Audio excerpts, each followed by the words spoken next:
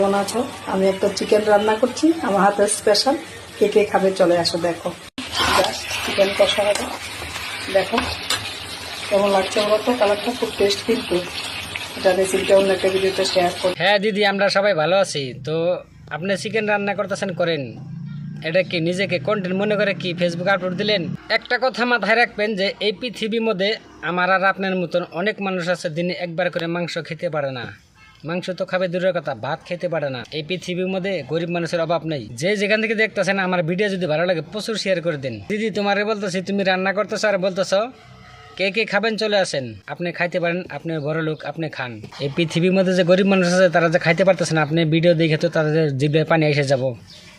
তখন যান তাদেরকে খেলে দিয়ে আসেন আগে, তারপরে আপনি ফেসবুকে আপলোড দিন। আপনি বাড়িতে খান, কোনো সমস্যা নাই, আপনাকে কেউ খাইতে মানা করবে না, কিন্তু ফেসবুক আপলোড দিবেন কি? এটা কি নিজের কন্টেন্ট মনে করেন? এখনও সময় আছে, ভালো হয়ে যান। এইসব ভিডিও ফেসবুক আপলোড দিবেন না, এটা একটা কন্টেন্ট হয় না।